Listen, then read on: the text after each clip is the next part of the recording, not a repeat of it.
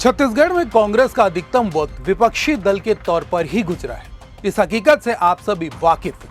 राज्य गठन के इन 26 सालों में कांग्रेस को सत्ता पर केवल 8 बरस ही बैठने का मौका मिला है। बाकी के 18 बरस भाजपा के नाम रहे हैं और आने वाले 2 और साल को जोड़ लें तो पूरे 20 हो जाएंगे।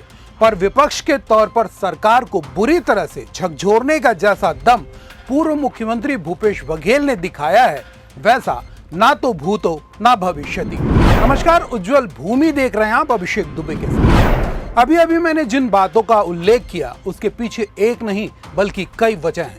साल 2018 के पहले डॉक्टर रमन सरकार के खिलाफ वो भूपेश बघेल ही थे जिन्होंने मोर्चा खोला, सड़क से सदन तक भाजपा सरकार को इस बुरी तरह घेर दिया, प्रदेश की जनता के दिमाग में परिवर्तन का ऐसा गहरा प्रभाव छोड़ा कि तारीख बदलते ही सत्ता बदल गई और कांग्रेस को सत्ता की कमान।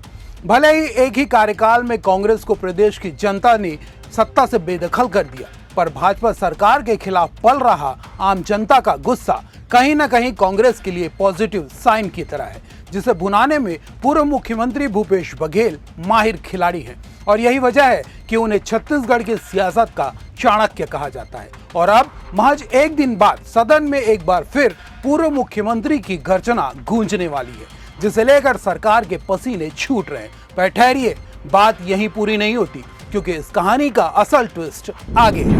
आपको याद होगा कि महज 2-3 दिन पहले ही मुख्यमंत्री विष्णुदेव साय ने कुशाभाऊ ठाकरे परिसर में तमाम मंत्रियों सहित सभी भाजपा विधायक को तलब किया था। हालांकि इस बैठक से कई कद्दावर मंत्री नाराज भी रहे, पर निजी कारणों का हवाला देकर बात को चलता कर दिया गया। आनन फानन में तय की गई बैठक, वो भी कुशाभाऊ ठाकरे परिसर में, एक बार की हर किसी को सोचने पर मजबूर ही कर सकता है। बहरहाल उस बैठक में मंत्रियों के साथ ही विधायकों को एक सीख कड़क अंदाज में दी गई।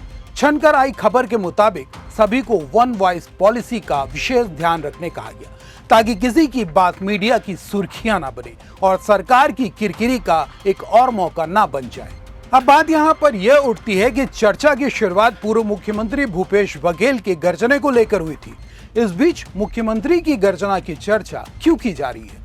तो सच्चाई यह है कि पूर्व मुख्यमंत्री भूपेश बघेल की सदन के भीतर जो गर्जना सुनाई पड़ने वाली है, असल में उसकी वजह यही है जिसके लिए मुख्यमंत्री विष्णुदेव साय ने अपने मंत्रियों और विधायकों को पहले से ही तैयारी करने की हिदायत दी है। दरअसल 13 जुलाई से छत्तीसगढ़ विधानसभा का मानसून सत्र शुरू होने जा रहा है। सदन की कार्रवाई शुरू होने से पहले 1000 से ज्यादा प्रश्न सूचीबद्ध हो चुके हैं। सत्ता पक्ष या विपक्ष के सवालों में उन बातों का जिक्र है या नहीं है, इसकी जानकारी नहीं है, लेकिन विपक्ष यानी कांग्रेस के पास सरकार पर हमलावर होने के कई कारण हैं, जिससे सरकार चाहकर भी नहीं बच पाएगी और ना ही सरकार के पास जवाबी हमले हैं, क्योंकि जिन मुद्दों को लेकर कांग्रेस सदन में आक्रामक नजर आने वाली है, उनकी जवाबदेही विष्णुदेव सरकार की ही है। सदन के भीतर आक्रामक तेवर में भूपेश बघेल की मौजूदगी, शांत लेकिन धारदार सवालों के साथ नेता प्रतिपक्ष डॉक्टर चरणदास महंत का साथ और विपक्ष के अन्य साथियों का सहयोग सरकार को चारों खाने चित्त करने की रणनीति का हिस्सा है। बहरहाल आपको क्या लगता है, क्या भूपेश बघेल का आक्रामक अंदाज और डॉक्टर महंत की बेबाकी सरकार पर भारी पड़ेगी या फिर मॉनसून सत्र हंगामे की भेंट चढ़कर खत्म हो जाएगा? अपनी राय कमेंट बॉक्स पर लिखिएगा। चैनल को लाइक, शेयर और सब्सक्राइब जरूर कर लीजिएगा, क्योंकि उज्जवल भूमि पर खबरों का सिलसिला चलता ही रहेगा। नमस्कार।